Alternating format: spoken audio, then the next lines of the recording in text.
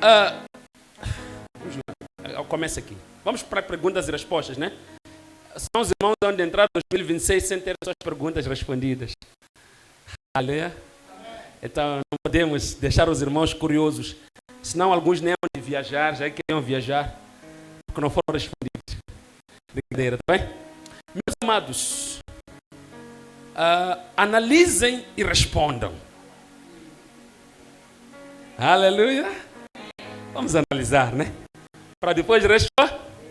Vamos ouvir a pergunta aqui, que precisa de análise. Mas é bom isso, é?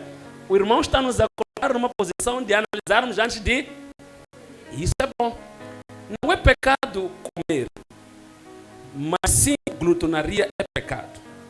Não é pecado fazer sexo, mas sim prostituição, adultério, fornicação são pecados. Ok? Não é pecado beber vinho, nem álcool, mas sim bebedeira e bebedice. Ponto. Vamos lá aqui. Provo na Bíblia. Agora vamos ouvir a prova do irmão. Salomão, não sei se é a mesma pergunta, mas ok, vamos a isso. Salomão, acho que ele quer que a gente leia tudo para analisar, não é isso? Provo na Bíblia, Salomão nos seus provérbios, ok, vamos lá aqui. Inspirado por Deus, disse: dá bebida forte e vinho aos que perecem. Esse é o primeiro. Segundo, aos amargurados.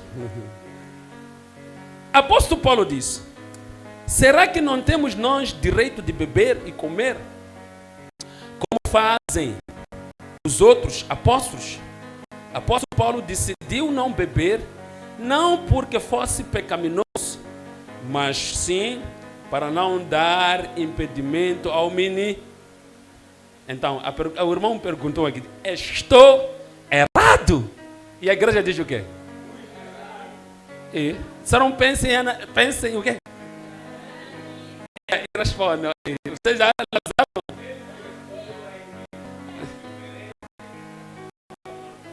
Ok, muito certo. Vamos começar primeiro. Ok, vamos lá aqui. O irmão diz que não é pecado comer, mas o pecado é a glutonaria. E de fato, o que é glutonaria? Ser glutão. É preciso a gente entender que algumas das palavras que são traduzidas para o português, no português original, podem não ter o mesmo contexto no hebraico. Feliz ou infelizmente, aquilo que os italianos dizem traduttore traitore. O que é isso? É que algumas traduções das línguas muito antigas versus as traduções das línguas correntes, acaba havendo aqui uma não objetividade na aplicação de algumas coisas que são ditas. Por exemplo, quando você fala de alguém guloso na nossa linguagem, no nosso português corrente, está a falar de alguém que tem uma mesa farta, que come tudo ali. Não é isso, meus irmãos? É. Mas vou te chocar. Em grego, um glutão não é apenas esse. É aquele que quando houverem, por exemplo, na mesa, 3 carnes, e nós somos 3, ele chega e leva 2.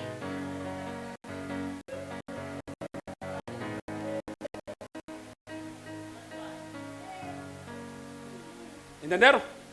Então, é por isso que é muito importante estudar as Escrituras. Jesus diz que examinai-as. Not only... Porque o que acontece? Quando diz que essas pessoas estão em glutonarias, não é? Comelões ou beberões, está a falar primeiro contexto. Pessoas que em uma mesa farta não dão espaço aos outros para que também possam comer. Comem de forma avantageada, sem pensar no próximo e sem pensar também no dia de amanhã. Eu posso muito bem, é interessante isto, não comer muito, mas comer e não pensar no amanhã. Também sou glutão. Entenderam agora, né? Então, como é que você vai lidar com estas palavras? Como é que você vai lidar com isto? É você entender o contexto em que o apóstolo Paulo está a aplicar. não correr para olhar na questão. Por exemplo, eu posso muito bem estar com os irmãos aqui, o irmão Benjamin vai à mesa, né? Eu também vou com ele à mesa. Eu chego ali, este aqui é meu prato. Está a ver como está esse vaso? Assim, como está esse vaso. Irmão Benjamin chegar, só servir aqui.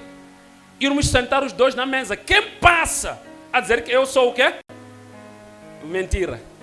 Mentira para essa pessoa. Por quê? Porque eu servi mediante aquilo que o meu estômago precisa para saciar. Entenderam o que estamos a explicar aqui? É por isso que é muito importante a gente ir ao contexto de Paulo.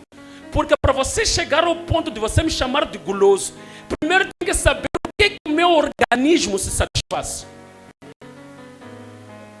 Não existe na terra uma medida específica que disseram que todo mundo que vai comer só pode comer esta medida. É por isso que existe uma palavra que diz saciar. Saciar vai ser em função de organismo para... O meu organismo não é o teu organismo. O teu organismo não é o... Todos eu, quando acordo, gosto de pular a casa, não sei o que é, girar, não sei o que. Depois você vai dizer que eu tenho de comer um biscoitinho de jantar. Entenderam agora, né? Então, porque a Bíblia não é um livro que se aplica em função de subjetividades. Então nós temos que encontrar um contexto mais aplicável, que não é a subjetividade. Por exemplo, há pessoas que pregam o seguinte, só para nós entendermos esta passagem aqui. Há pessoas que dizem, aqueles que não são salvos não são ricos. Para ver se você é salvo, você tem que ser rico. Você concorda? Entendam agora o que estou a dizer. Por quê? Porque a salvação não é uma coisa subjetiva. É uma coisa objetiva. Seja eu pobre ou rico, posso ser? Então, a Bíblia não trabalha com subjetividade. Se você ler a Bíblia dessa forma, você vai gostar da Bíblia. Você tem que ler a Bíblia com objetividade, não com subjetividade. Agora, uma vez que já concordamos que a Bíblia é lida com objetividade, qual é o objetivo do apóstolo Paulo ao falar da glutonaria? Primeiro, no contexto da igreja antiga, todos os crentes comiam juntos. Lembra, né? No partir do... Então, no meio dos irmãos havia glu... Não havia um glu...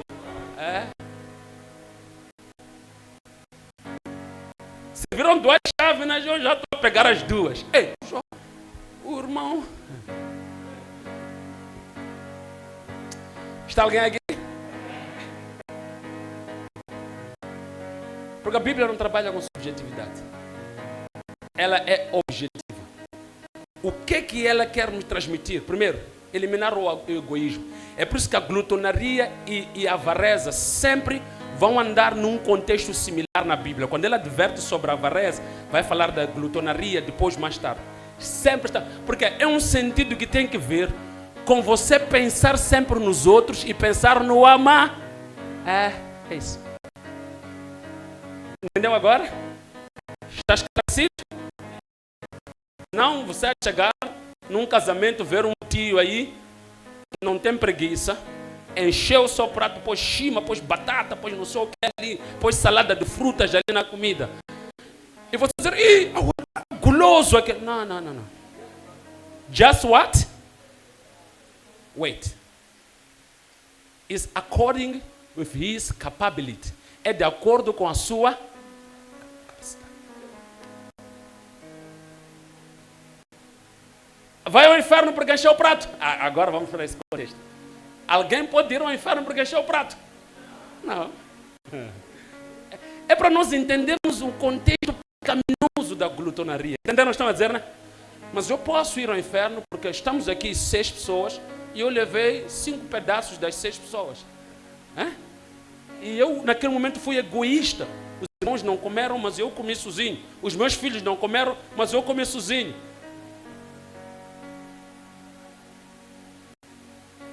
isso aplica-se também para mim como pai. Recebi salário, já estou a desviar salário, estou a comer sozinho, fazer minha... É ser guloso.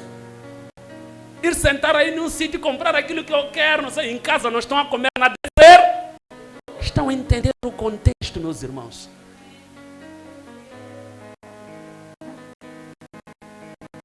Não sei se isto era para essa igreja ou é para aquela igreja de lá do lado.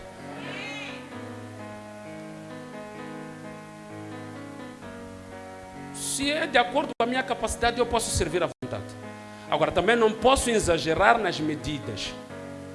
Enquanto eu sei que não é a minha capacidade, aquilo que acontece às vezes só serve, depois deixa no prato. Isso também é errado, é pecado, é glutanaria também. Estava a perceber, né?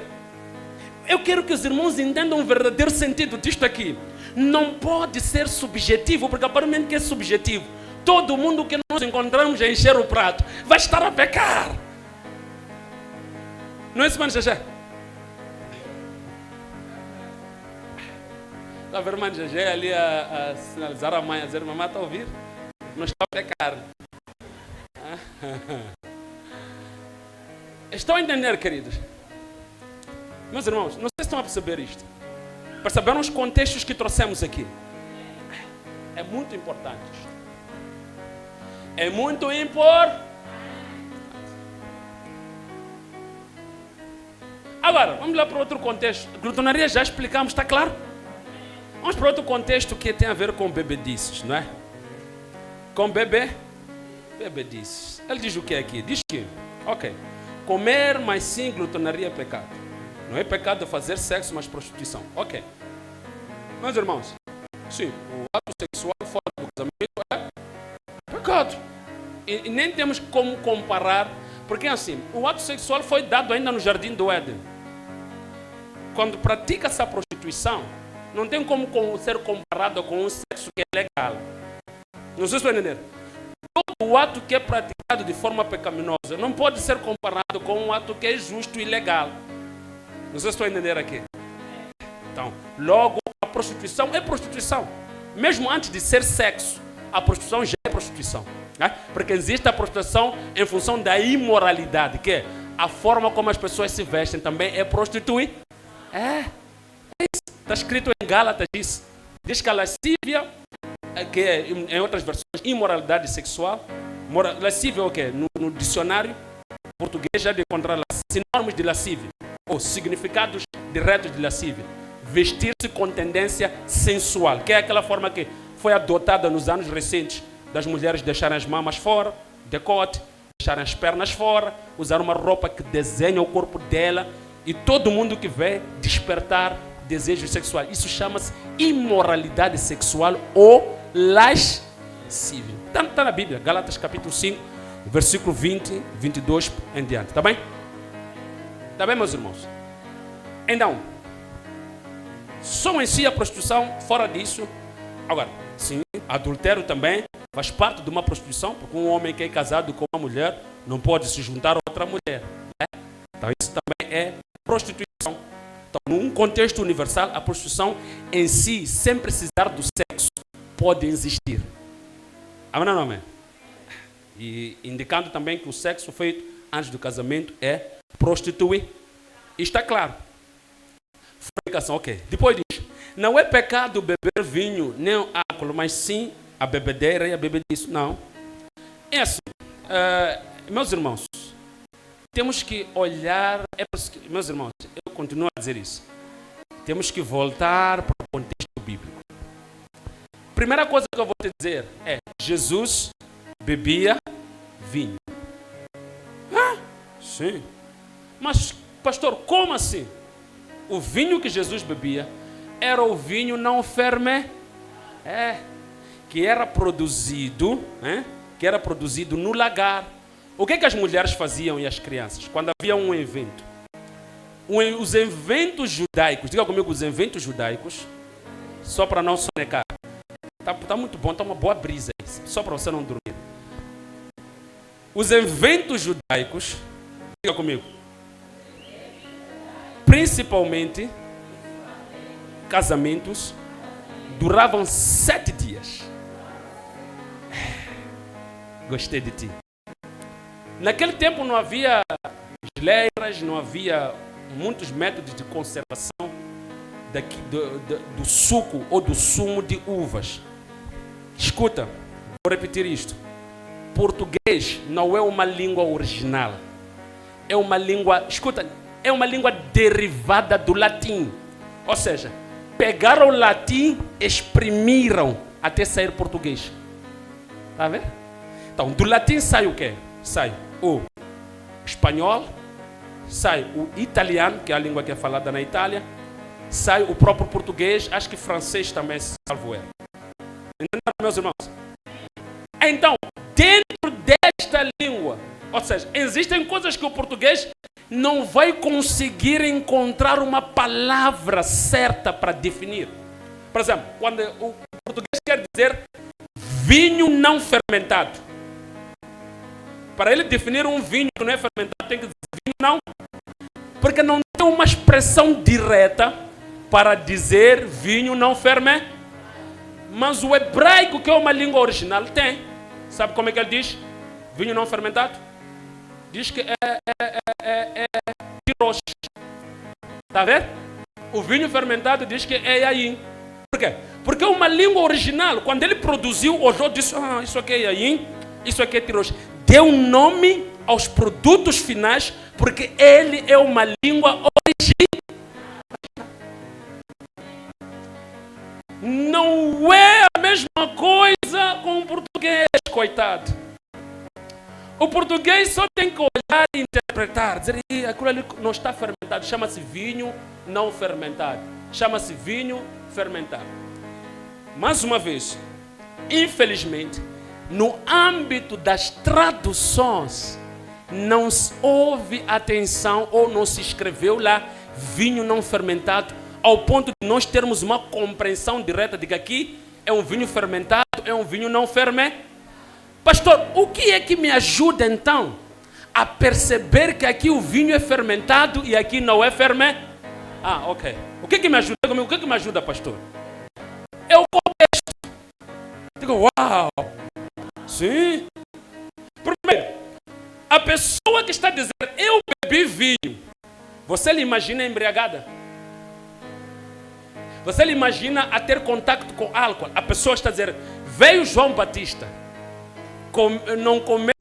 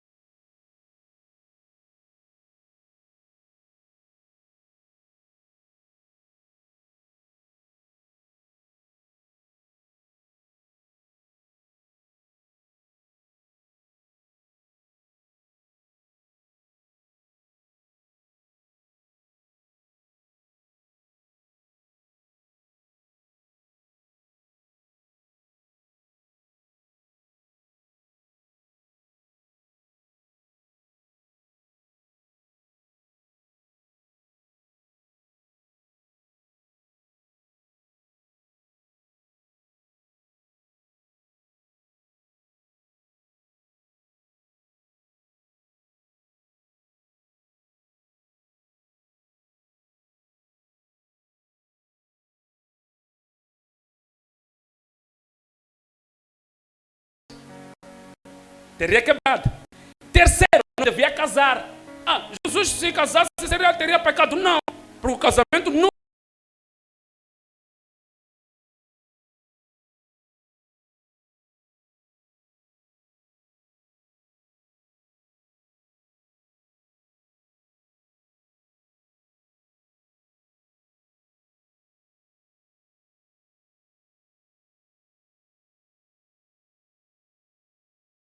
Estou preocupado.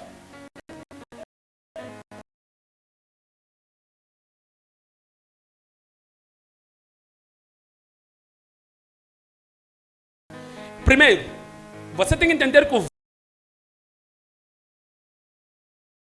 Sansão, há tantos outros nazireus, aquelas características apontavam para Messias. Sansão é um protótipo de um Messias, porque ele vinha para salvar os israelitas. Moisés é um protótipo de um Messias, porque ele vinha. Ninguém está aqui nessa igreja.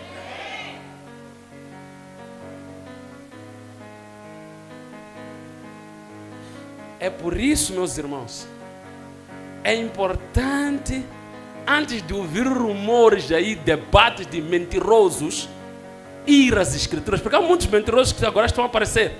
A dizer que bebam, porque não há parte nenhuma na Bíblia que impedem de beber. Ainda não fomos lá para ir ler. Estou a trazer aqueles versículos que você conhece, para você lembrar através deles, não é isso aí?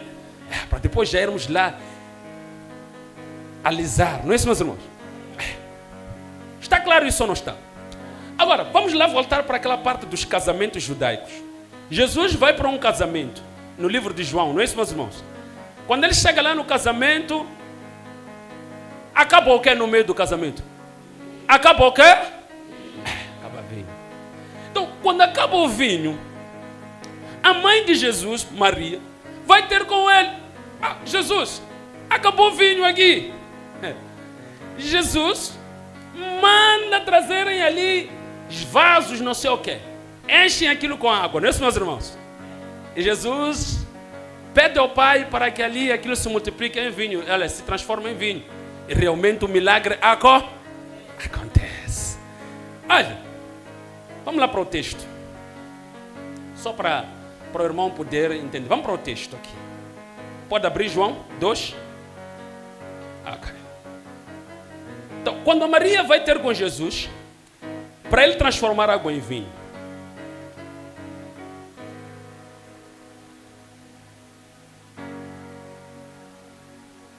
para ele transformar água em vinho, né? Primeira coisa que Jesus faz para com a Maria é: mulher, por que me atormentas? Ainda não é chegado o meu tempo, né? Mas Jesus estava a falar isso, por quê? É que para Jesus, o vinho, primeiro, tem um outro simbolismo. Está vendo? Quando ela vai falar para transformar água em vinho, Jesus, quando conversava com os discípulos e com alguns fariseus, ele disse: não se pode colocar vinho novo em um quê? Ou seja, eu ainda não morri, ainda não ascendi aos céus, para que vinho novo seja dado a esses aqui, que é o Espírito. É por isso que Paulo diz que não vos embriagueis com vinho, mas enchei-vos com o Espírito. Ou seja, Paulo está a dar a entender uma comparação direta da pessoa do Espírito Santo e com o Agora, o Espírito Santo, que tipo de vinho é? Está vendo? No dia em que os apóstolos ficam cheios do Espírito Santo, as pessoas olharam para ele e disseram o quê? Estão embriagados? Que maravilha, você está atento. Então, o que é isso, meus irmãos? Será que o Espírito Santo vai ser comparado a uma bebida que deixa pessoas assim? Que faz as pessoas beberem e ter uns glóbulos brancos prejudicados?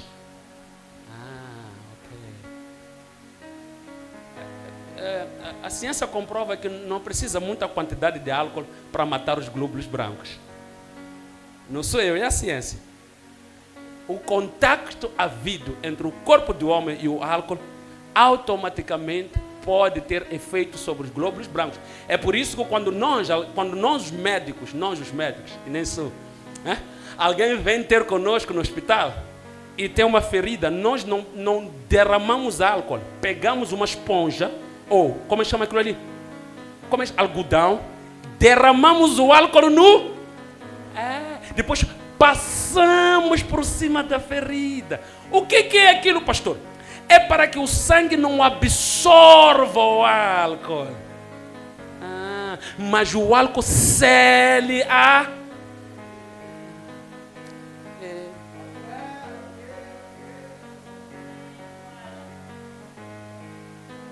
Está alguém aqui na igreja? Por quê? Porque as propriedades do álcool já foram absorvidas pelo algodão. Uau, que maravilha. Está claro isto aqui na igreja? E não, meus irmãos, tenham cuidado com isso. Aquela esponjinha que ela coloca álcool, é muito aquele álcool ali? Não é. Mas ela sabe qual é o efeito daquele álcool se ela derramar em grandes porções ali no teu corpo. ou ali no teu sangue, ou você ingeri-lo, ela sabe muito bem o que vai acontecer. Sabe. É que amanhã você há de vir ali para pedir para doar sangue, para receber sangue, porque os teus globos já vão de morrer. Ou vai virar chinês. Ele acha que me lava cachorro. Podemos não beber muito. É? Como é que os alcoólatras se tornaram alcoólatras? Beberam muito no primeiro dia? Obrigado. É que o álcool tem a capacidade e a tendência de causar aquilo que se chama de VICIO. O que é isso? Vício. Ele em si tem substâncias próprias para, quando em contato com o organismo do homem, produzir uma coisa chamada vício. Isso aí está claro. E a pergunta é, será que Paulo, Deus, não sabiam tudo isso que estamos a falar aqui? Eu tive a controlar Paulo aí.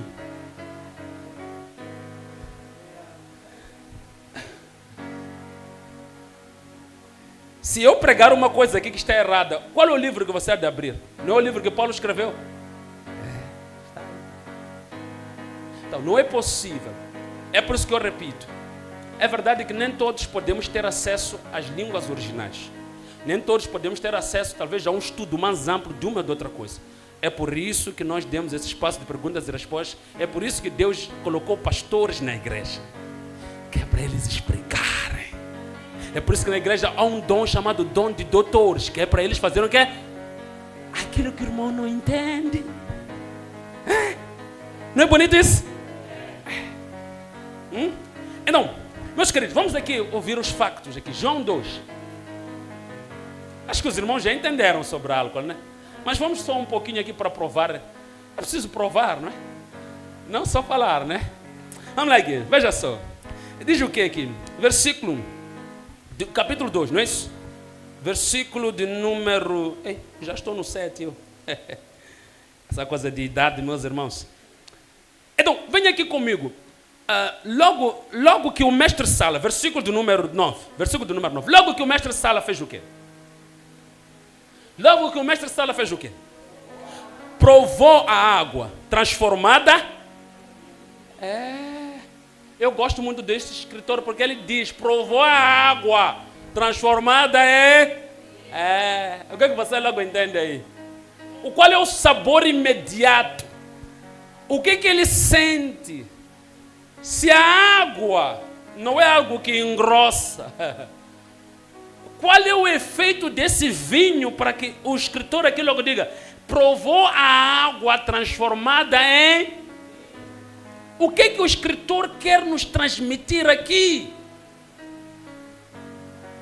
Que este vinho não tinha um teor alcoólico. Ele ainda salvaguarda que este vinho é proveniente de uma água. Eu lembro-me na altura, meu pai, quando ainda bebia vinho, agora ele bebe cerveja e outras coisas.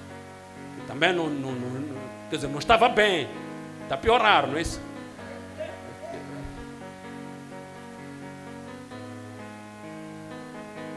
O que ele fazia para demorar, ficar grosso? Vocês não estão nessa igreja. Que significa que a água tem capacidade de eliminar os efeitos Eu não estava nessa igreja aqui.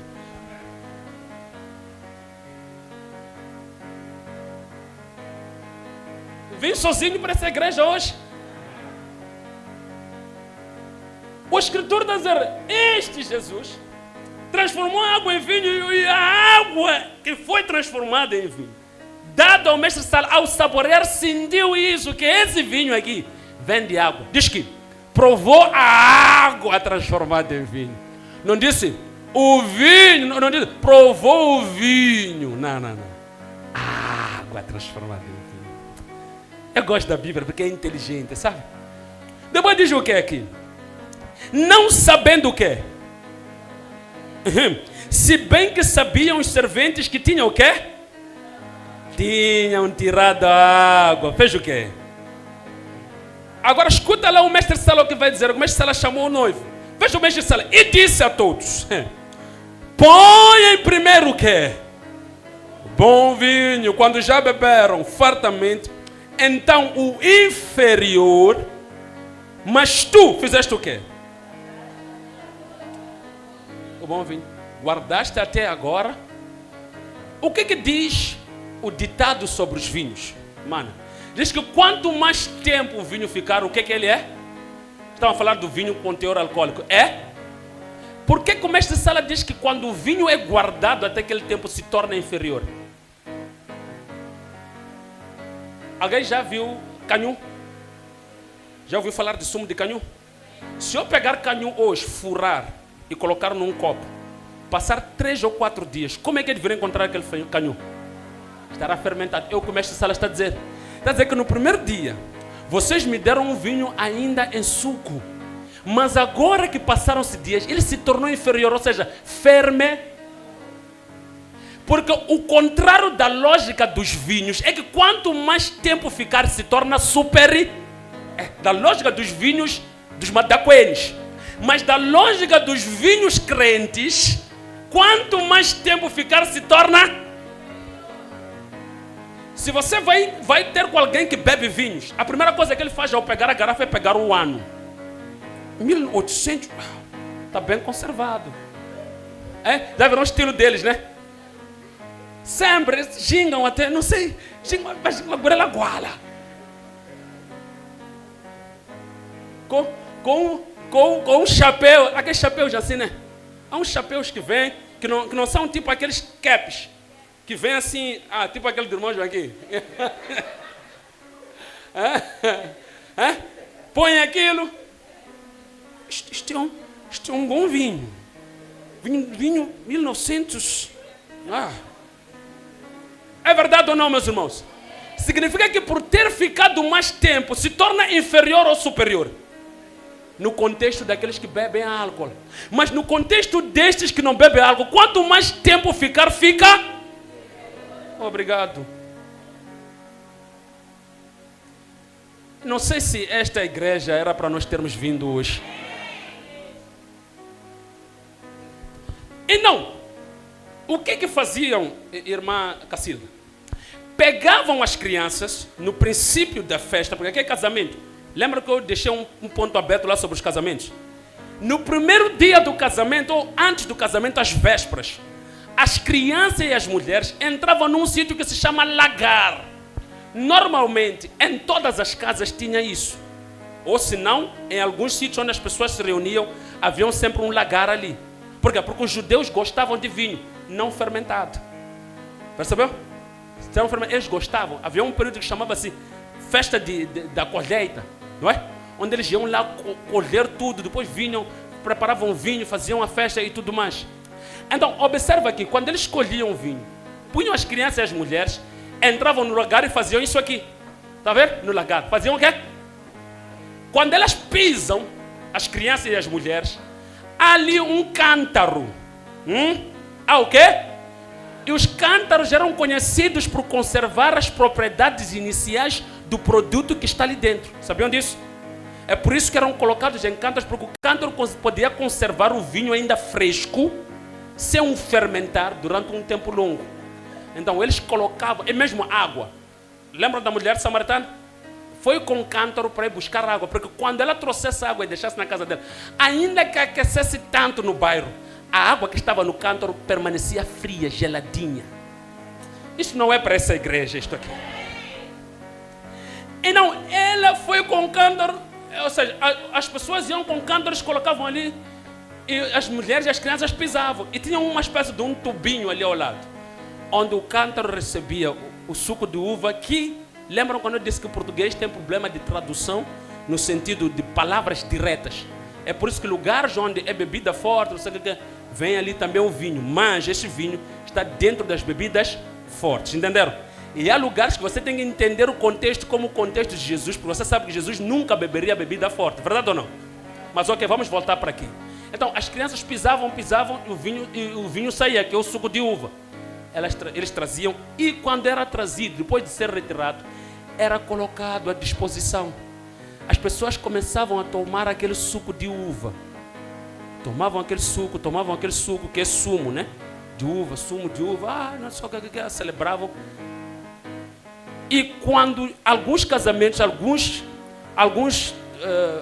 noivos ou organizadores do evento não serviam tanto aquele suco de uva que ele acabava fermentado. E porque as pessoas já tomaram aquele bom, no meio começavam a servir aquele fermentado. Por quê? Porque a festa durava quantos dias?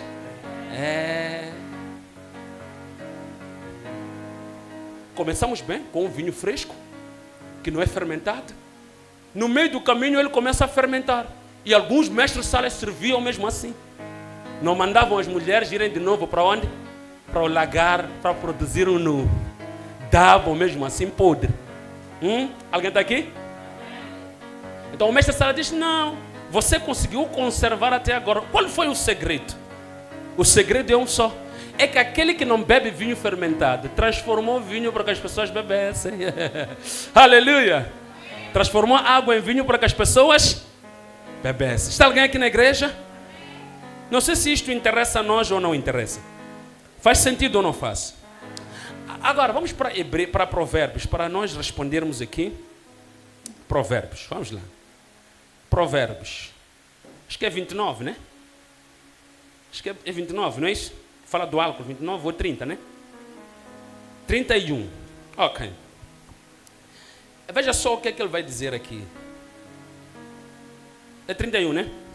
A mãe de Lemuel, perceba aqui, é uma mãe que está a dar exortação ao filho. Lemuel, neste caso, era uma espécie de um príncipe ou de um rei, certo? Então, palavras do rei Lemuel, rei de Massá. A exortação que lhe deu a sua, ou seja, a mãe de Lemuel lhe deu uma exortação ao filho. O filho é o quê? Vamos lá, o filho, o que é o filho? O filho dessa mãe que está a ser aconselhado, qual é a posição dele? O que é? É um rei, é um príncipe, verdade ou não? Amém, igreja? Amém. Aleluia! Amém. Este Lemuel que está aí, qual é a posição dele? É um o quê? É um rei, um príncipe, não é isso, meus irmãos? Então, veja o que a mãe vai te dizer. Vai dizer aqui, que te direi, filho meu? Não te esqueças que Lemuel é o quê? É rei. Não te esqueças, isso é importante. Que te direi, ó filho do meu ventre? Que te direi, ó filho dos meus votos? Não des às mulheres a tua força nos teus caminhos, as que destroem aos reis, não é? Vamos lá aqui, qual é o versículo da bebida? 4, diz: não é próprio de reis, quem? Ó Lemuel, o quê? Beber o quê? Vinho. Não é próprio dos... Ou seja, a mãe está a dizer a ele, para ele não beber, mas ele é rei.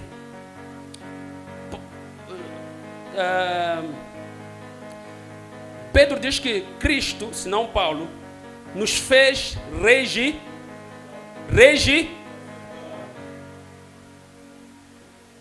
não é típico de reis ou Lemuel beber. Não, os reis não podem beber. Você tem que entender que a Bíblia não discorda em nenhuma parte, meus irmãos. Se Pedro diz que Cristo nos tornou reis e sacerdotes, e a Bíblia diz que não é típico do quê?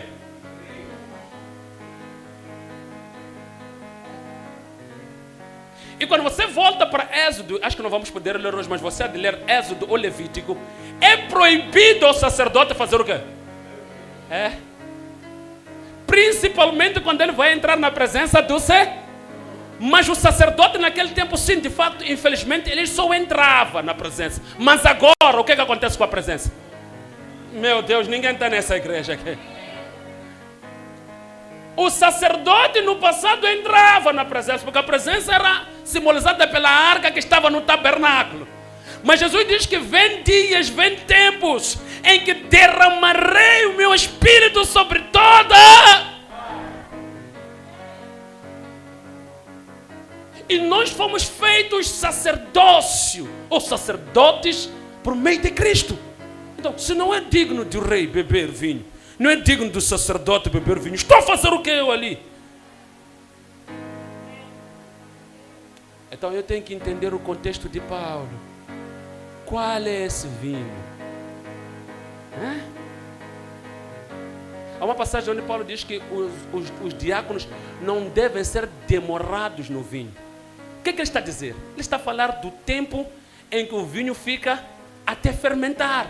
Ou seja, eles têm que ter cautela nisso. Porque o que acontecia? Os diáconos ou os obreiros sentavam sempre com o povo. Eram eles que serviam direto o povo nas mesas. Então eles tinham que ter cautela ao ingerir o vinho. Quanto tempo o vinho ficou ali? Não serem demorados. Não deixaram o vinho chegar a níveis em que os crentes vão dizer: "Ih, aquele ali, esse vinho já passou uma semana, ele ainda está a beber." Está a ver? Então o diácono Amon bebe a d'água. Está a ver, né? Então já vinha problema. Por isso que Paulo disse: "Ei, atenção, não se demorem." Está a ver, né? Não deixem chegar até aquele nível. Agora, pastor, como é que eu posso entender o demorar que Paulo diz? Provérbios vai te explicar o demorar que Paulo diz. Amém ou não, amém, igreja? Provérbios vai te explicar o demorar que Paulo diz. Vamos lá aqui. Diz que não é bom, não é isso? Vamos lá terminar aqui para irmos para o Provérbios do demorar. Não é isso, meus irmãos? Ok, vamos lá aqui. Diz o quê? Não é de mulheres, vamos lá aqui. Beber, ok. Não é próprio de reis, Olemuel. Não é próprio de reis beber vinho. Nem dos príncipes, o quê? Chivochongo, não é isso aí? Para que não bebam e façam o quê? É verdade, meu irmão. Quem bebe vai se esquecer, vai se lembrar do Senhor. Eu bebo para o Senhor. O que é isso? Vai se lembrar do Senhor mesmo. Mesmo, já tomou uma, vai lembrar do Senhor. Depois de ingerir álcool. Mas pastor, é só um copo. Sim, mas vai lembrar do Senhor. Ou você já vai começar a cantar hinos do Senhor e blasfemar contra o Senhor aí na barraca. Não é que fazem muitos? Vocês encontraram todos grossos.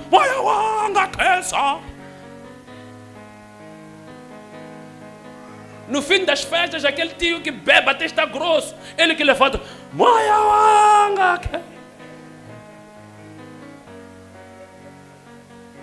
Aquilo não é se lembrar do Senhor, é blasfemar. Estamos ainda na igreja? Ok. Está maravilhoso isso, não está? Vamos aqui. Para que não bebam e se esqueçam dali e privem todos os aflitos de seus direitos. Dá bebida forte aos que os que perecem, claro, bebem. Se você sair aqui agora, há de encontrar que os que não conhecem Jesus estão a fazer o quê? Porque Deus amou o mundo de tal maneira que deu seu Filho unigênito para que todo aquele que nele crer não faça o quê?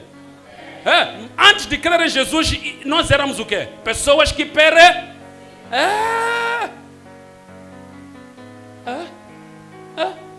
Como é que eu agora que creio em Jesus pereço? Guys, it doesn't make sense. Eu fui liberto do perecimento.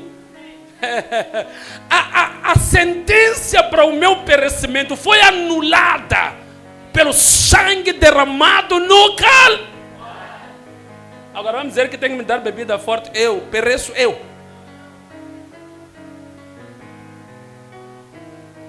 A mãe de Lemuel diz que você já é rei e sacerdote, não beba vinho. Aqueles que perecem podem beber.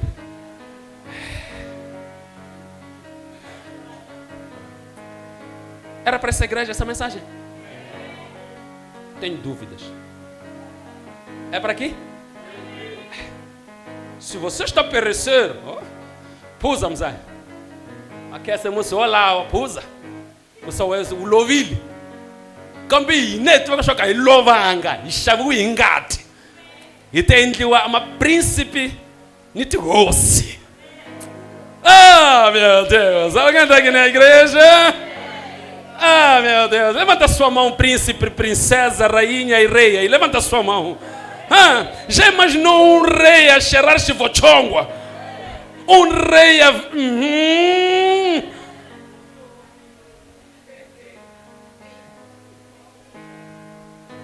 Nem eu, como servo desse rei, não posso chegar para lhe dar conselho aqui no ouvido. Tenho medo de chivochongwa. Está alguém ainda na igreja? Todo o álcool, meus irmãos, todo o álcool, estava a falar só de vochão, todo o álcool em contato com o sangue tem capacidade de eliminar os glóbulos brancos e passar a ser ele o produtor do cheiro do organismo da pessoa. Não importa o tipo, se é cerveja, se é vinho fermentado, todo o álcool tem essa capacidade de chegar a aniquilar os glóbulos brancos, matar aquelas citosinas, não sei o que, matar todos aqueles elementos que produzem, responsáveis pelo homem transpirar. Como é que chama mesmo aquilo?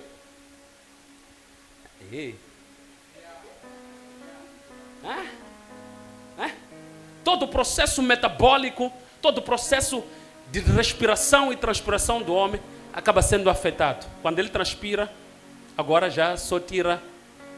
Ok? Começa a guala, não sei. Logo suína eu tô a guala.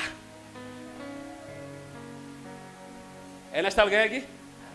É isso que você quer para si?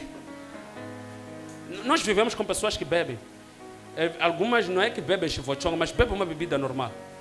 Já paraste perto dele ouvir boca, sentir boca, como cheira, sentir aqui o lado dele, estar ao lado dele, sentir bebida, somente esse calor aqui, ele começa a transpirar. Dá vontade de você dizer: ei, não fecharam a latrina aí? Não é, meus irmãos? Cuidai-vos disso, tá bem, meus queridos? Então, da bebida forte aos que parecem e vinho aos de espírito. Ninguém tem espírito amargo aqui. Alguém tem espírito amargo aqui? A Bíblia diz que regozijai-vos. Repito. A Bíblia sempre nos aconselha a sermos alegres. E nós já nem dissemos: não, eu vou beber porque eu tenho espírito amargo. Tem espírito amargo você?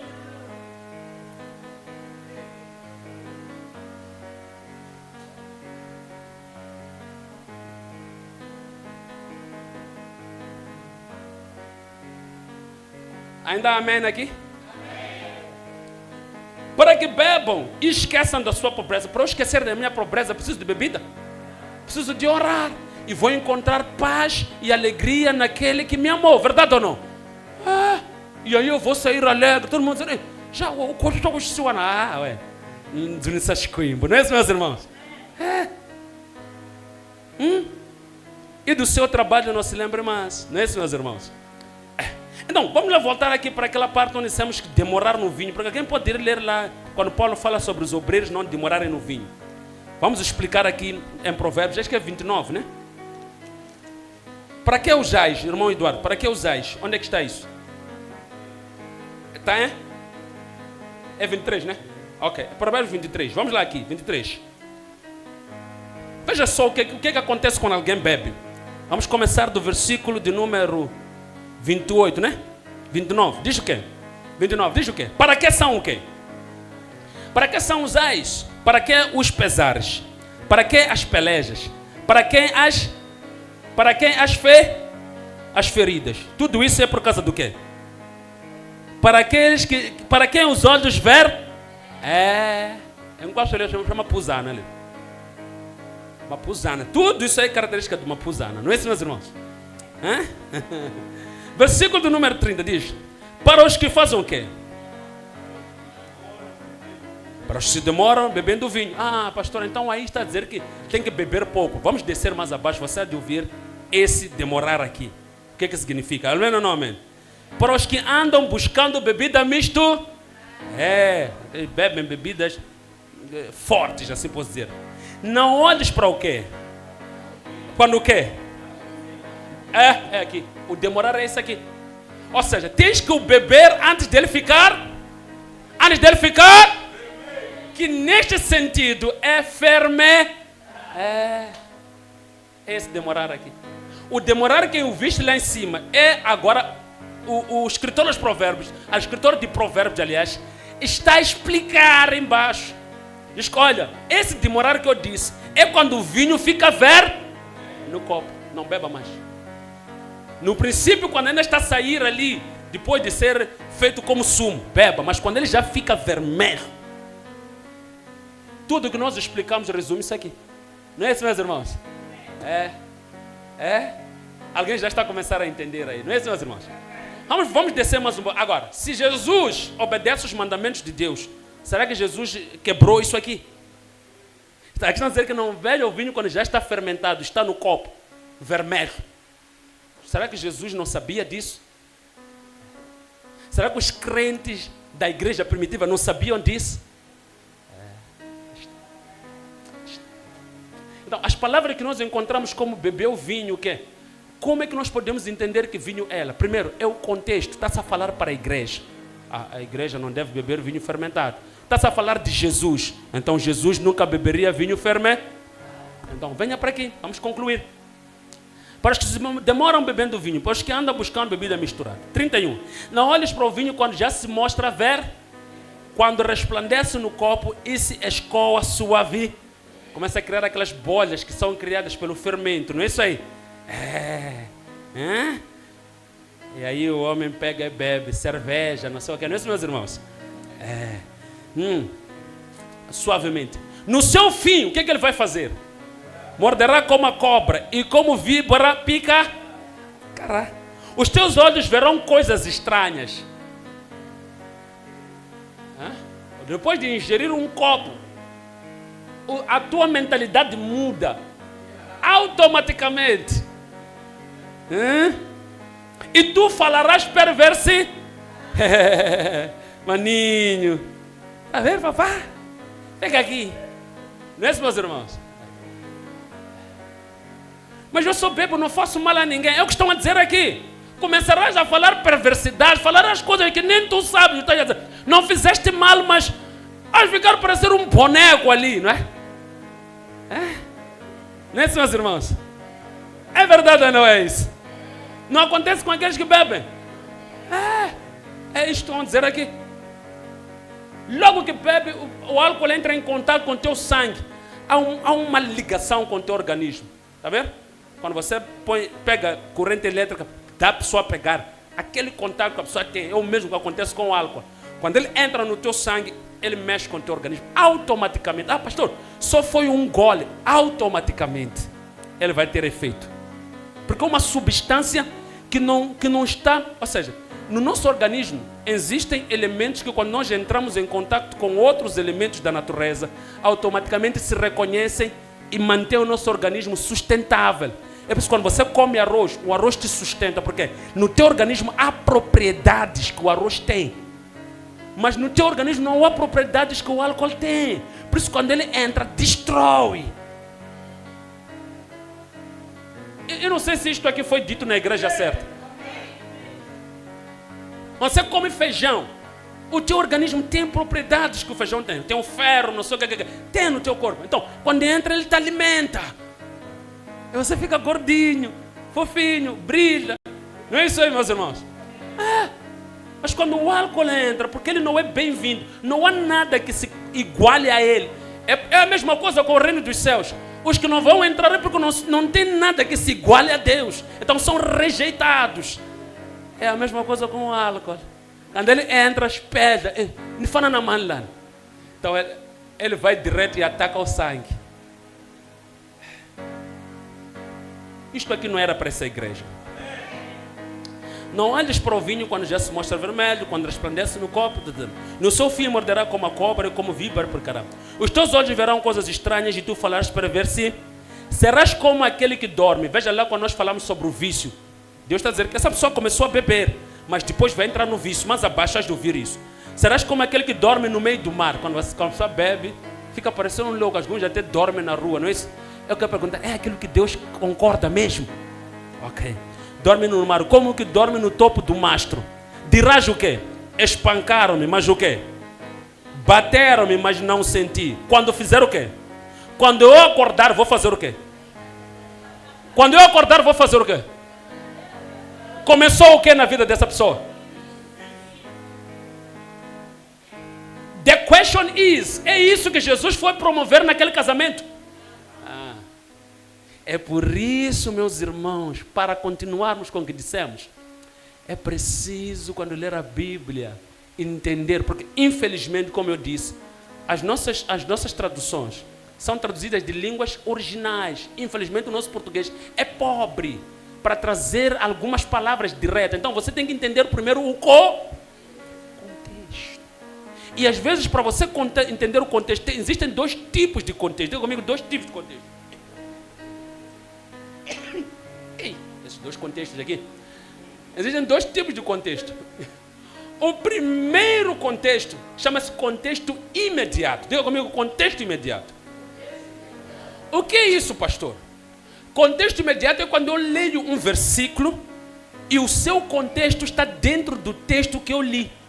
Por exemplo, eu estou a ler sobre a ida de Jesus a Nazaré, não sei o quê. Então, tudo o que ele vai fazer, se eu for a escolher um versículo específico para eu ler naquele texto que fala de Jesus ir a Nazaré, se eu encontrar toda a história e tudo o que eu preciso para entender aquilo dentro daquele texto único, isso chama-se contexto imediato. Agora, se eu encontro aquele versículo, mas não consigo ser esclarecido dentro daquele texto, eu preciso de ir a outros textos da Bíblia. Isso chama-se contexto universal. É o que nós fizemos. Fomos para João. João nos disse, mas agora temos que ir para Provérbios para nos esclarecer algumas coisas que estão em João. Não é isso, meus irmãos?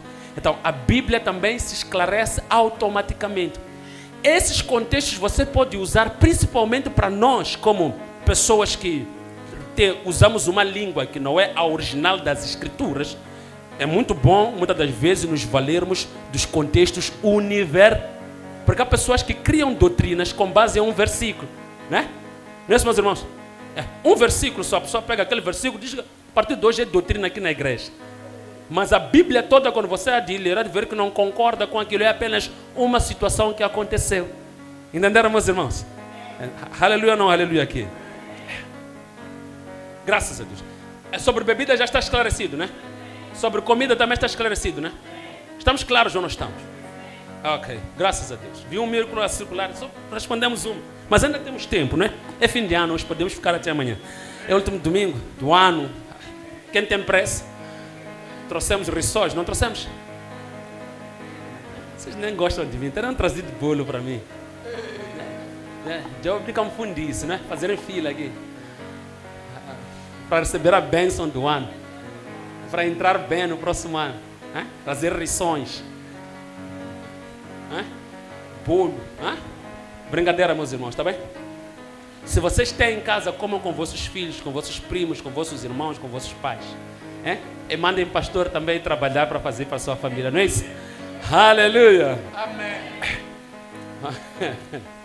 Graças a Deus. Pode fazer a pergunta, por favor. Paz, igreja. Não é isso, irmã Amélia?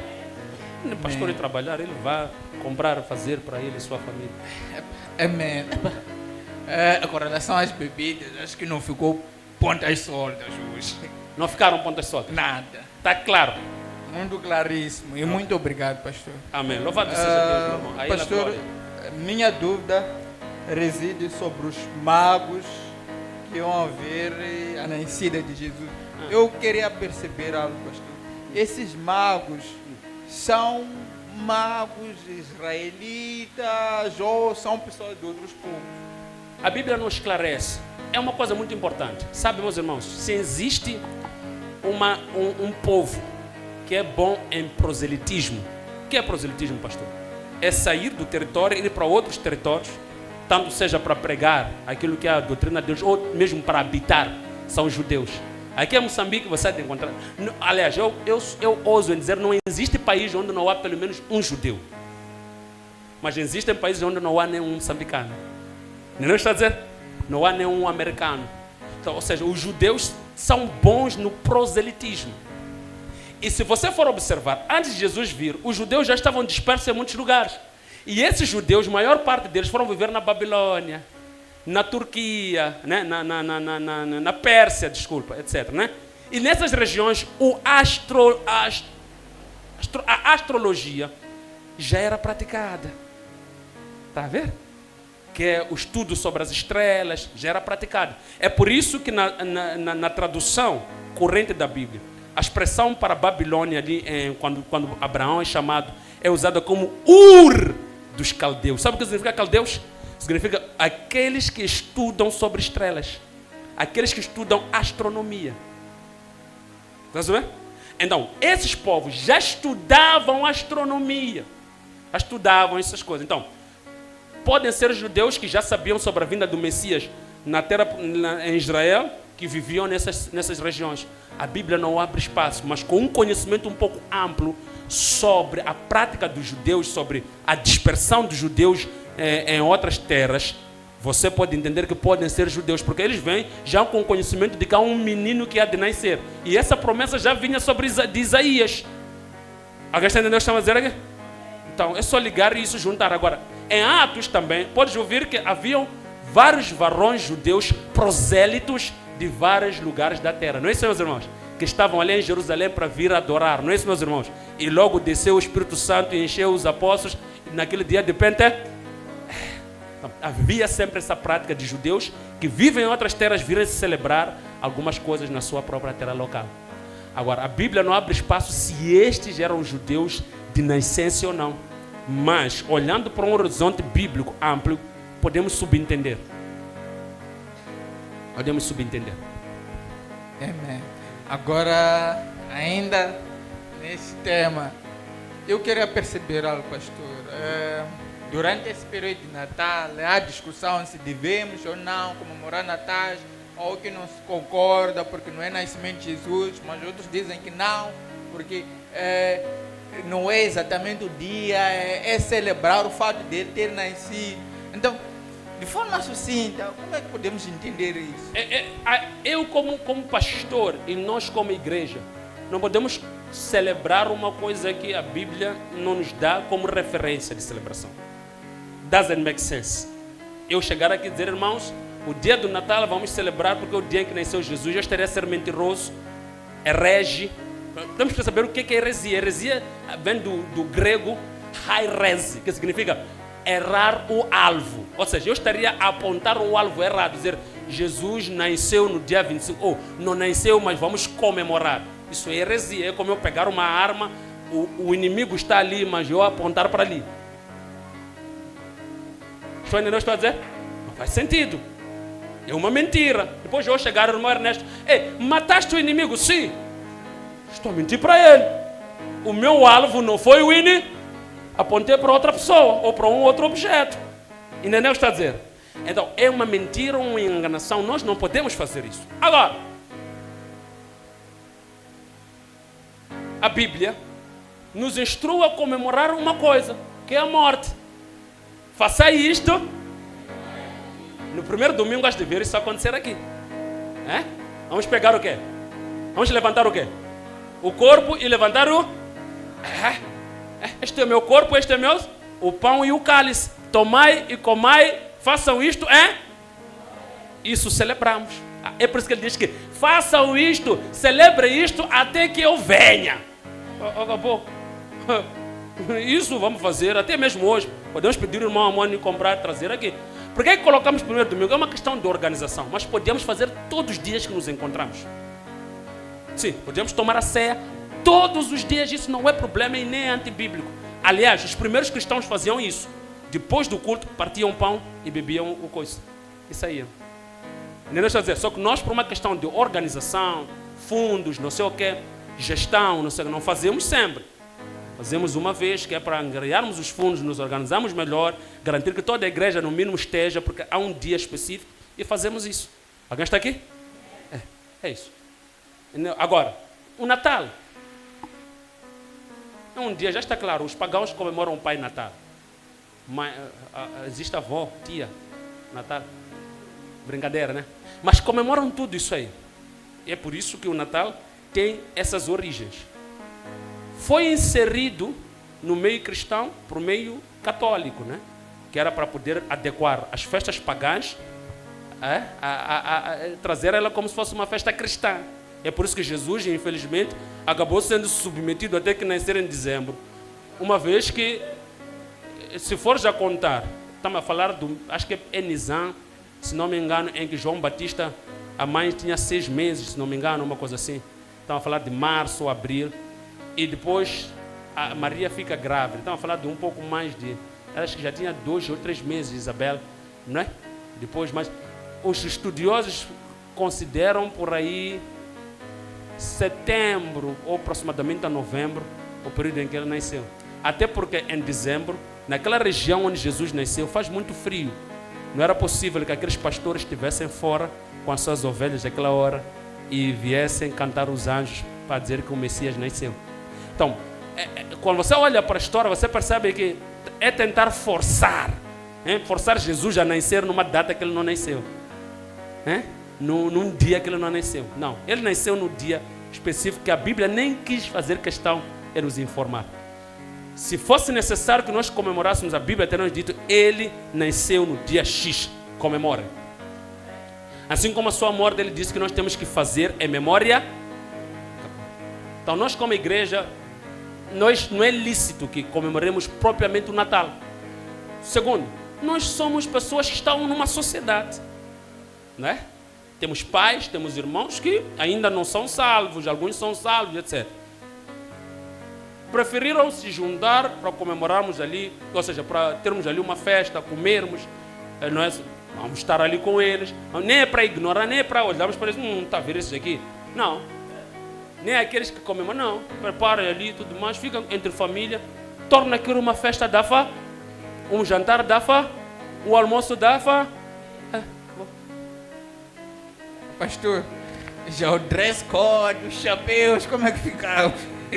Meu irmão, é o que eu estou a dizer. Depende daquilo que você diz no seu coração. Olha, eu estou a comemorar Natal ou estou numa ceia da família? Num momento com a família de recreação, de alegria, de convivência, etc. Depende. O que você está a fazer ali? Está a comemorar Pai Natal? Ou está ali porque a família estão todos juntos numa cerimônia familiar, alimentando-se, não sei o quê, alegrando-se e tudo mais? Qual é o teu objetivo?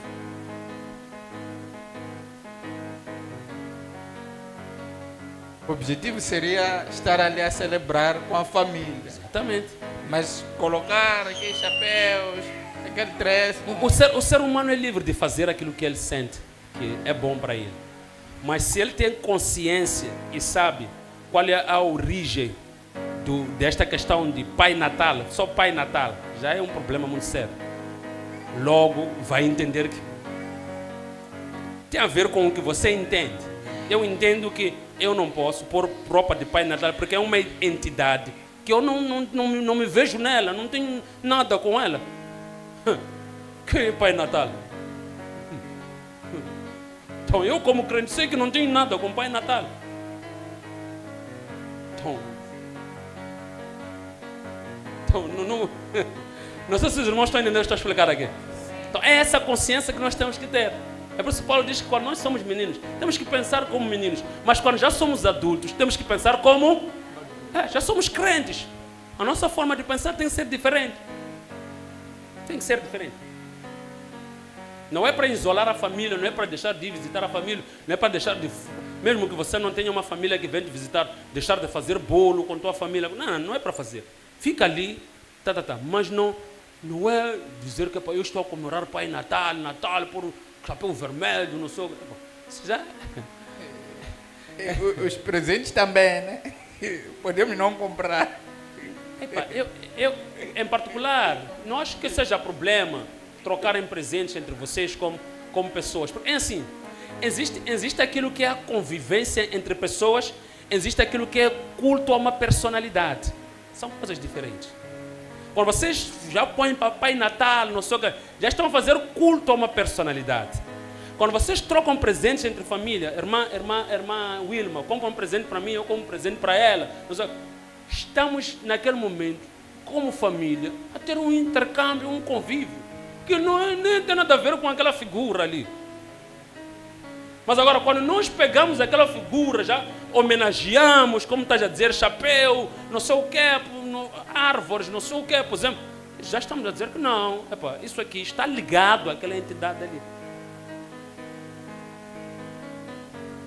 Não sei se está entendendo. Vamos lá imaginar aqui na igreja. Isto aqui é a igreja, não é isso? É um templo, não é isso, meus irmãos? Observem. Por que você se sente à vontade em sentar ali e olhar aqui para o altar? Não tem minha foto ali em cima. Imagina se neste mesmo templo eu trago uma foto e coloque ali. O que vai acontecer? Entendeu? O templo é o mesmo, o pastor é o mesmo, mas já estraguei. Então, agora já é culto à personalidade. Já não é culto ao Senhor. Mas eu sempre estive aqui como pastor.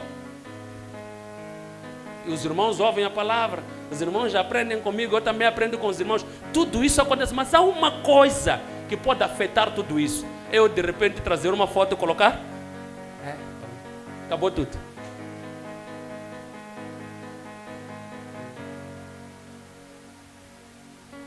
Está claro o espanhol? Ok, vamos lá. Meus irmãos, estão com caras bunadas, o que acontece? Estão a refletir no Pai Natal?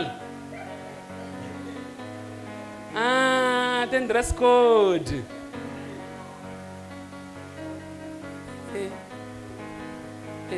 Não, nós não vamos ser... Não, eu não posso ser radical.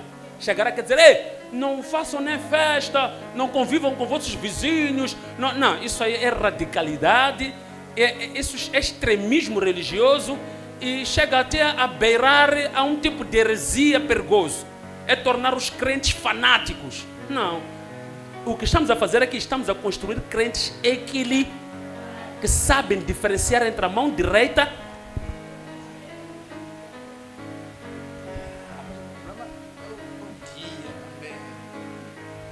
dia também, pastor. Todo esse ano aqui a família não reúne, vai escolher exatamente este dia. Sim, não é problema. É o dia em que eu com minha família, nós dissemos que é um dia da família. E nos reunimos como família. Todos somos crentes, dissemos que aquilo é o dia da família. E acabou. Outro chamou de dia de Natal, outro chamou de Pai Natal, outro chamou de aquele dia que Jesus nasceu. Mas eu disse que é o dia em que eu estou reunido com a minha família. And then nothing else, não é? Faz sentido isso? Jacó, quando chegou naquela região onde ele estava, havia muitas pedras ali. Escolheu uma pedra, colocou ali, colocou a sua cabeça sobre aquela pedra. Quando ele acordou, ungiu aquela cabeça com óleo e disse que aqui vou chamar o quê?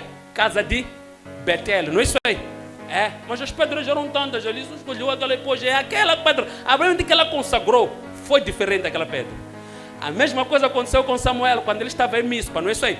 Pegou pedras, juntou e colocou uma pedra muito forte ali no meio e disse que aqui, esta pedra aqui chama-se Ebenezer. Ebenezer, na verdade, não... Ebenezer significa pedra de ajuda. Não significa até aqui o Senhor nos ajudou.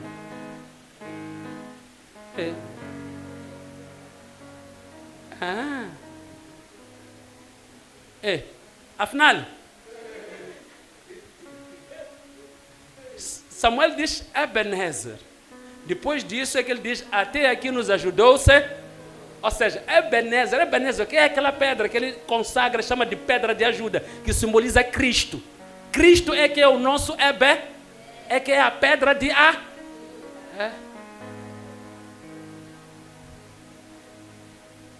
vendo já os Google Men? Entrem lá, fiquem à vontade. É muito importante isso. Eu desde que sou crente, aprendi que Ebenezer até aqui nos ajudou, Senhor. Não. Vamos lá aqui. Podemos ir? O que é que diz?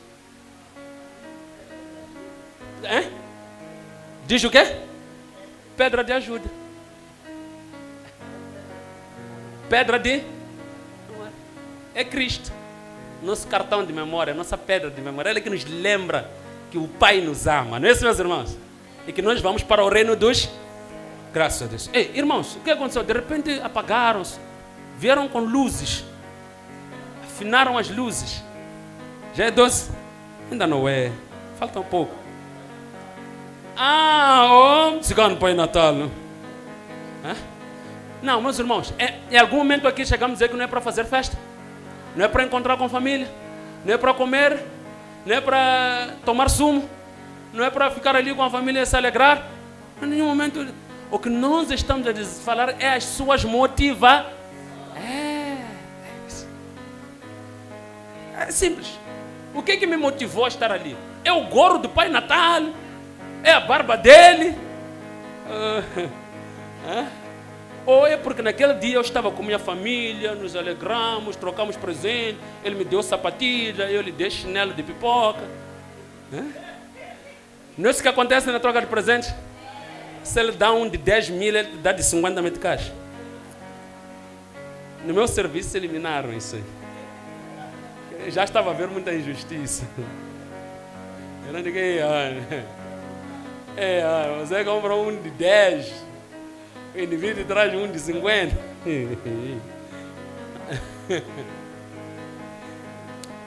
E também a Bíblia diz-nos que já somos liberados das ordenanças. Leis essas que tais como não comais. Ok. O que Paulo está a dizer quando fala de não comais? Era a questão da tradição dos judeus e dos gentios. Não tem nada a ver com não beber vinho. Não, é o seguinte.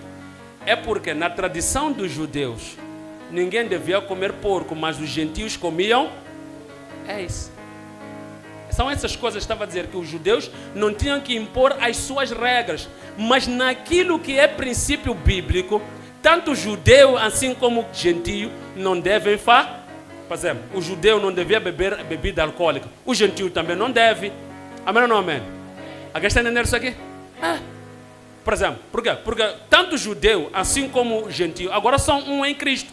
Mas o crente pode comer carne de porco, o judeu também. Se crer em Jesus pode comer, porque há muito tempo o que era imundo, percebe? A questão do porco e das comidas judaicas era de imundícia, não literalmente do pecado, mas é porque eram considerados imundos. Alguém está nos chamando a dizer aqui?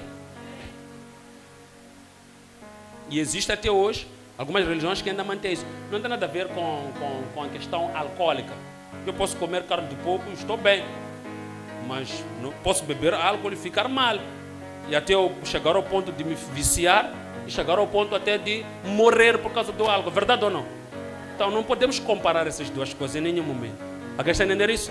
Então, quando ele fala das ordenanças, está a falar das leis judaicas, tinham a ver com a guarda do sábado, tinha a ver com o tipo de comida que comiam, porque os judeus tinham um certo tipo de dieta e queriam que os gentios também tenham aquela dieta. Alguém está entendendo isso aí?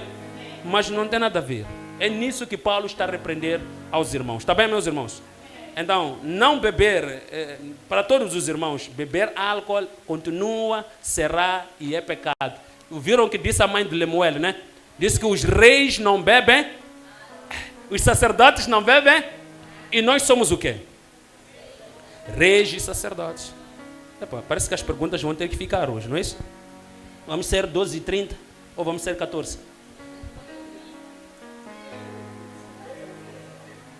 E só foram obreiros, mais triste, né? Isso é o que mais me entristece. A igreja até estava calada, mas os obreiros disseram que querem sair 12h30. Vamos deixar eles saírem. E nós vamos continuar, não é isso, meus irmãos? Graça e paz, amados. Porque em muitas congregações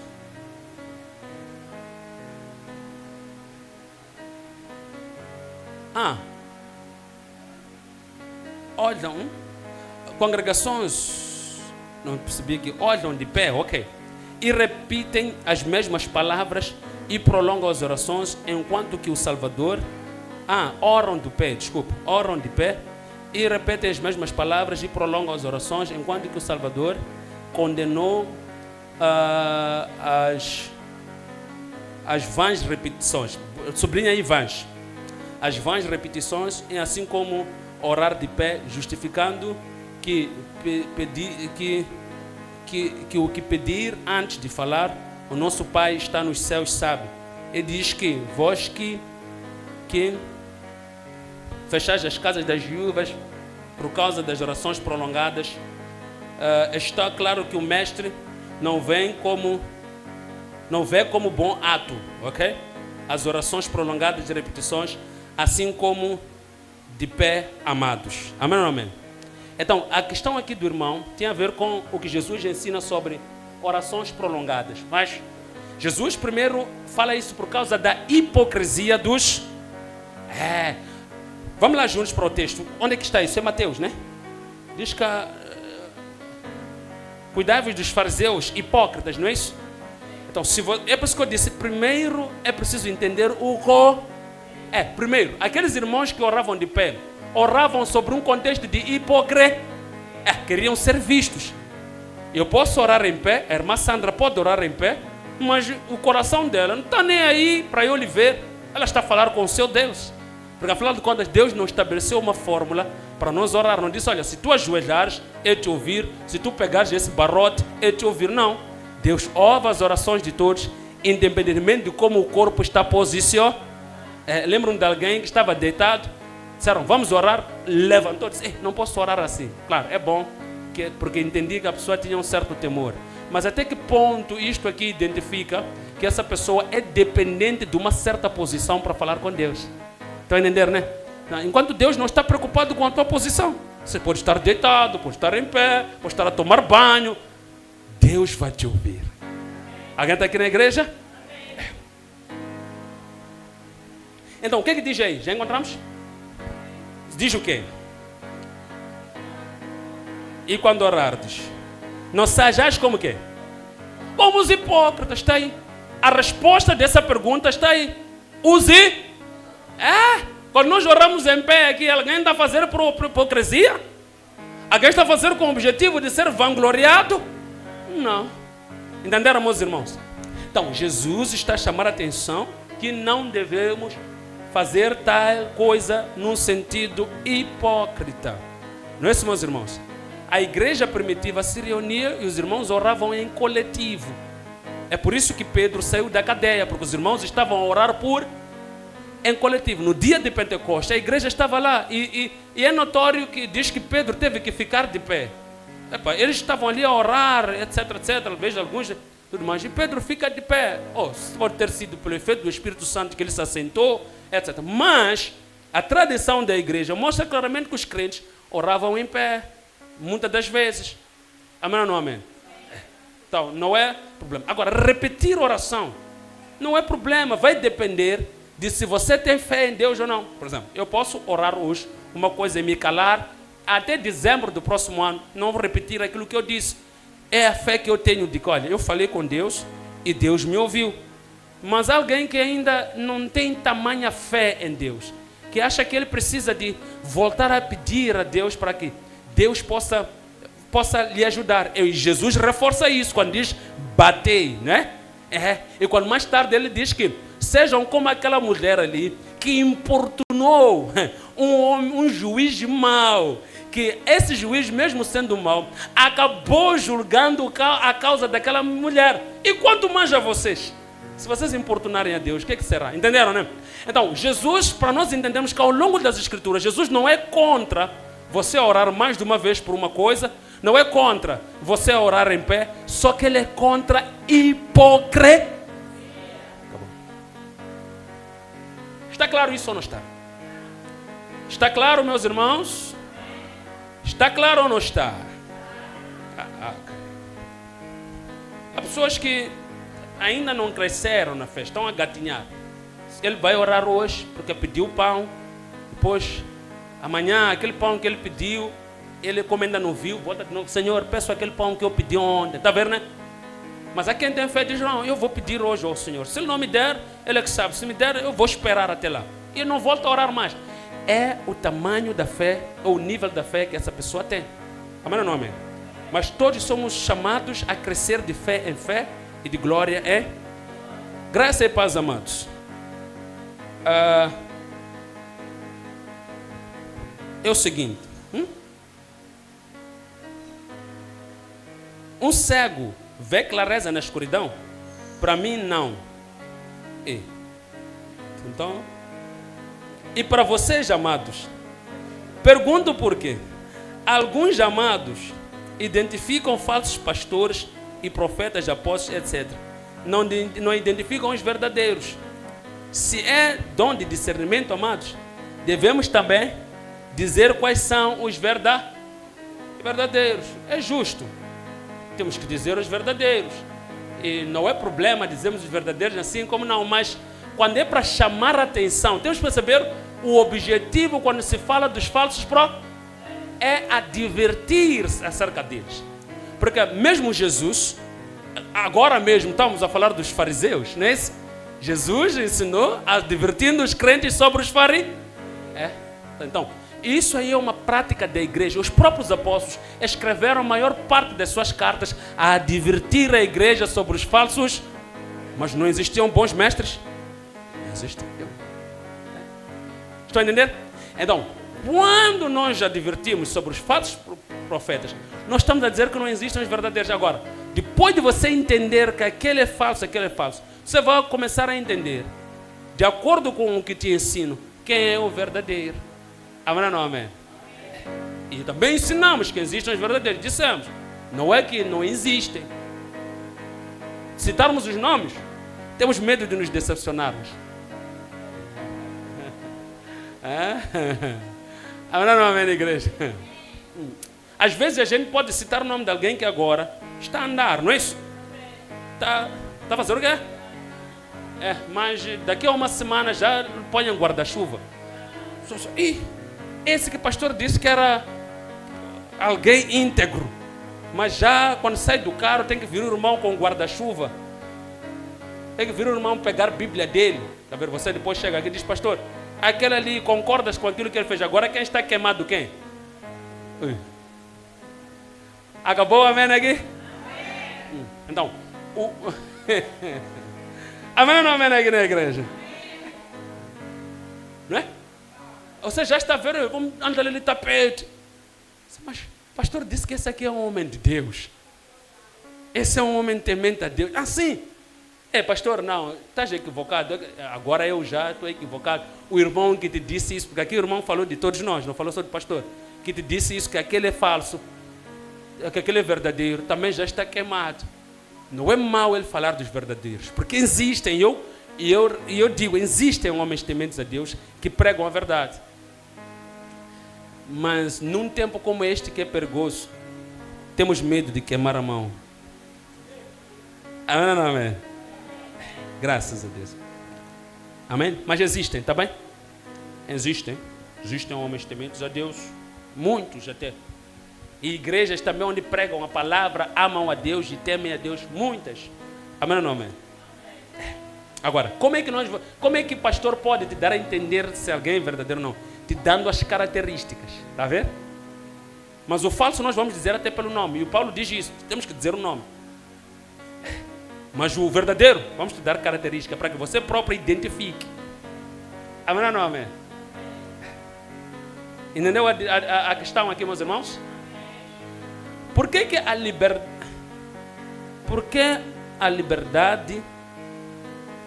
Por que a liberdade é muito confundida com a libertinagem? Ok, eu li errado. Começa daqui. Graça e paz. Aplica-se a ética na espiritualidade? Sim. Aplica-se ou não aplica-se? Capítulo 12 de Coríntios é um exemplo claro da ética, não é isso, meus irmãos?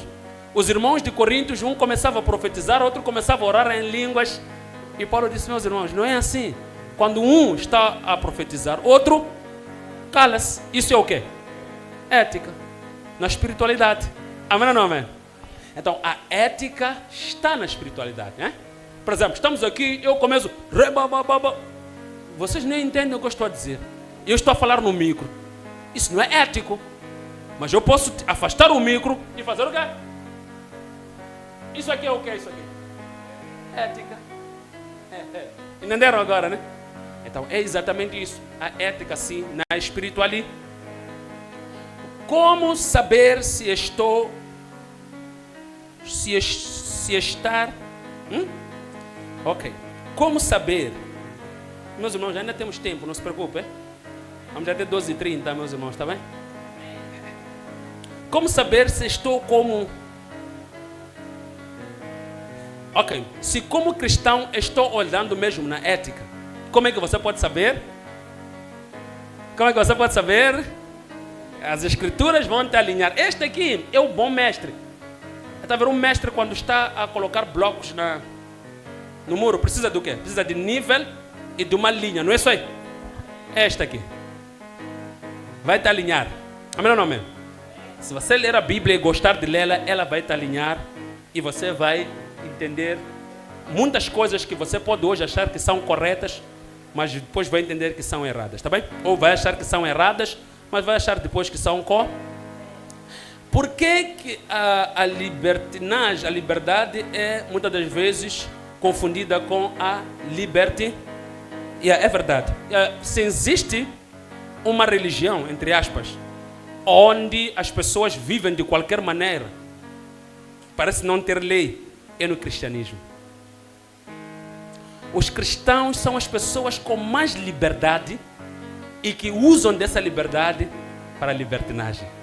E depois justificam com a graça. Não é isso, meus irmãos? Não é isso, meus irmãos? Diga comigo por que, pastor? Porque o cristianismo é a única religião verdadeira. Então, as religiões verdadeiras, por terem um Deus verdadeiro, que é rico em misericórdia, os seus povos lá não respeitam esse Deus. Por que os islãs, os hititas, os não sei o que, aqueles, como é que chama aqueles, os hindus, você vai perceber como eles são retinhos naquilo que é a tradição do seu Deus. Estão mentindo, meus irmãos? Por que eles são assim? Por causa de como aqueles deuses são apresentados. Os gregos temiam muito os seus deuses, porque um respondia com raio. Então, aquela mitologia colocava na mente deles um pensamento que não posso fazer isso porque depois há de cair um raio aqui. Então, os judeus que foram salvos por um bom Deus, tirados da escravatura, tinham tudo ali, começaram a dizer: nós queremos voltar para lá, ser escravos, do que ficar aqui no deserto, a ver? Fizeram um bezerro de ouro ali e começaram a adorar, desprezaram o seu Deus. Sabe por quê? Porque ele é rico em miséria. Costumo dizer isso aqui pela graça de Deus. O amor de Deus é a razão do povo o desprezar. Nós desprezamos a Deus por causa do seu amor. Anguembele, se você tem um marido, ou um irmão, ou um pai, que é muito calmo, muito tranquilo, você acaba confundindo aquela bondade dele com matrequice. O que nós queremos é ter um marido do chicote.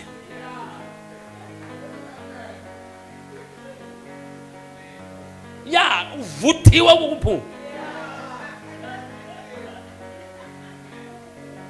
Aí vai ficar, mas isso não é vida. Não é vida isso. Se tem um marido que te ouve, que te responde, que te acaricia, está bem com você. Julie. É você a tornar uma libertinagem na casa.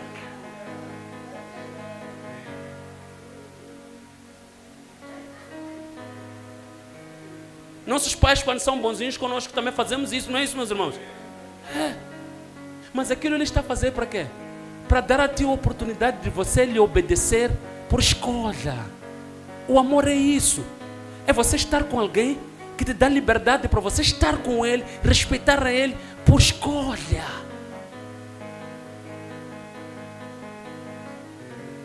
Não por sentir medo do chicote, mas porque você escolhe e entende que dá para eu amar essa pessoa, dá para eu conviver com essa pessoa, dá para eu respeitar essa pessoa. Mas as pessoas, mano, principalmente logo não me fundisse, logo não vai andar em cima do tapete, não vai zucatelo, não vai saber, traga lá água aqui, vai pôr nicar mate, estou vendo algo andar lá, mzai.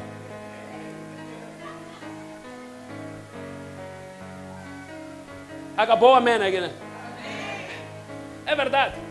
Aqui na igreja, se eu fosse aqueles pastores que cobram dinheiro, exigem, vocês vão me respeitar muito mal, vocês. Está vendo? Um respeito que até ainda entrar na igreja basta me ver.